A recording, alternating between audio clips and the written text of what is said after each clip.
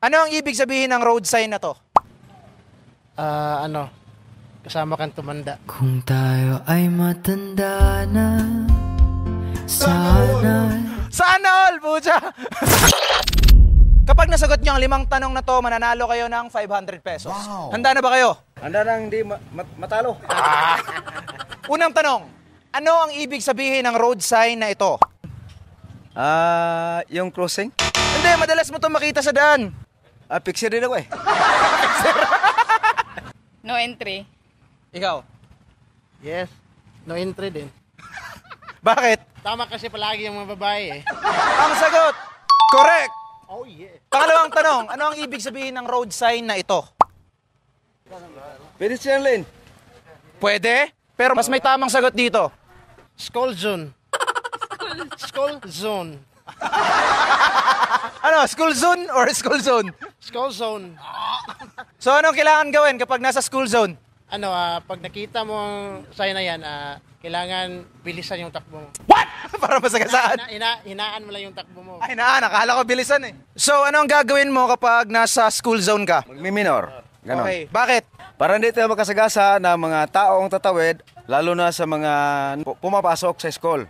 May mga estudyante kasi dyan, tatabok. Ang sagot mo ay school zone. Tama nga ba? Teng tadadeng. Tama! At dahil dyan, merong 100 pesos. Okay, meron na kayong 200 pesos. Pangatlo, ano ang ibig sabihin ng road sign na ito? Ikaw na naman?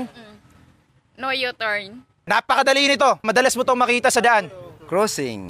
Crossing? Tingin mo, tama? Yes, tama kasi lahat ng mga babae eh. Final na. Ay, no U-turn. Final o hindi? Final, no U-turn. Opo. So nag-fixer ka ba talaga o hindi? Picture pa rin. Okay, no U-turn. Tamang sagot. Teng tadadeng. Tama ulit. Na-fixer ba kayo? Hindi. Hindi. Nakabili lang ng lisensya.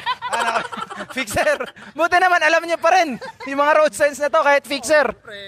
Tama yung sagot mo sa pangatlong tanong. So 200 na yun. Huwag lang natin ipaalam kung ano yung mga pangalan nito para hindi ma-revoke yung mga lisensya nito. Pang-apat na tanong, ano ang ibig sabihin nito sa daan? Pedestrian lane. At saka, pag may tumatawid ng mga tao, Sagasaan? Hindi. Ay, hindi. Magbe-break. May minor tayo. Magbe-break. Ganun. Okay. Either huminto or mag-minor. Bakit?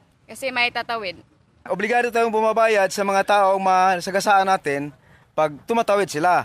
So mag-ingat tayo pag may ganyang mga road sign. Anong mensahe mo sa mga taong hindi nagmi-minor sa pedestrian? Mga kupal kayo. Mga kamuti rider. Tama nga ba, pedestrian lane? Tamang sagot? Yes, pedestrian lane. Fixer ba talaga o hindi? Bakit sobrang galing? Picture, sir. Fixer pero nag-review bago mag-take ng exam.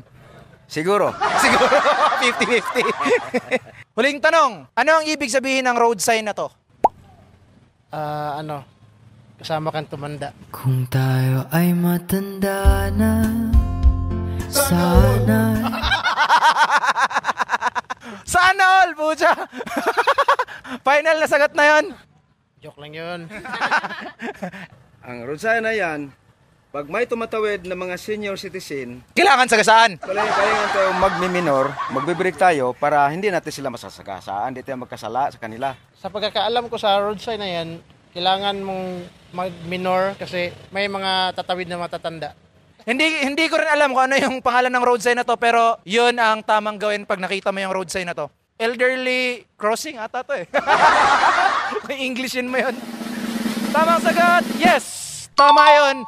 Anyways, congrats ata. Dahil dyan, nanalo ka ng 400 pesos. At dahil nasagot nyo ang lahat ng katanungan ko, nanalo kayo ng 500 pesos galing sa 639GL.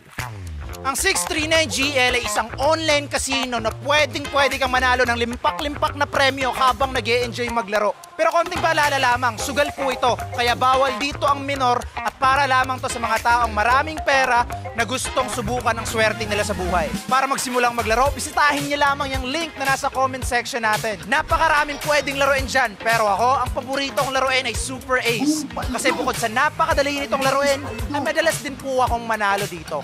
Napakadali lamang manalo, di ba? Kaya ano pang hinihintay mo? Maglaro ka na sa 639GL.